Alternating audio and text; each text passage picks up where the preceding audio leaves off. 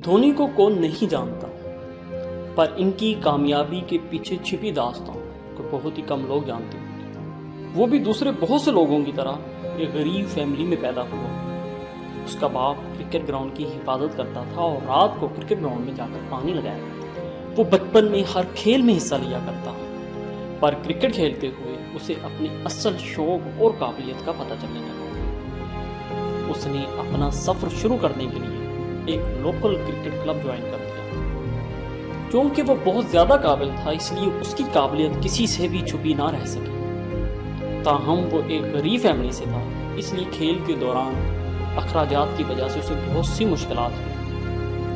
وہ ابھی 18 سال کا ہی تھا کہ اس نے ایک دوست کے ساتھ مل کر ایک سستا سا گیسٹ ہاؤس بنا لیا اور قریبی گراؤنڈ میں جا کر ٹریننگ شروع کر دی۔ پر وہ گیسٹ ہاؤس زیادہ دیر تک نہ چل سکا اور اسے بھی بند کرنا پڑا، اور ابھی وہ لوکل ٹیم میں ہی کھیل رہا تھا کہ اس لیے اسے کسی قسم کا کوئی معاوضہ نہیں ملتا تھا۔ اس نے 2 سال تک ٹرین اسٹیشن پر ٹکٹ جمع کرنے کی نوکری بھی کی، اور اس دوران اسے اپنی ٹریننگ کے لیے جانے میں بہت زیادہ دشواری ہوتی تھی، کیونکہ وہ ایک موٹر سائیکل کی افورڈ نہیں کر سکتا تھا۔ اس لیے وہ اپنے دوست سے موٹر سائیکل لیتا اور پھر اپنی ٹریننگ کے لیے جایا کرتا، اور اس کی یہی محنت اور کوشش ایک دن اسے انڈین ٹیم میں لے آئی۔ اس دوران اس نے بہت محنت کی اور بہت سی ناکامیاں اور بہت سی کامیابیاں بھی دیکھی، اور اپنی کامیابیوں کی وجہ سے ایک دن وہ انڈین ٹیم کا کیپٹن بن گیا۔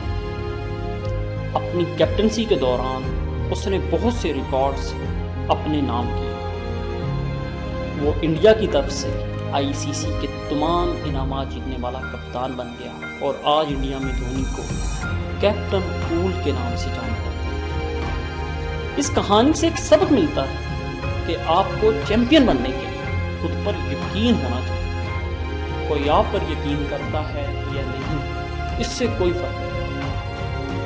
اگر آپ لوگوں کو یہ ویڈیو اچھی لگی تو اسے دوسروں کے ساتھ شیئر کریں۔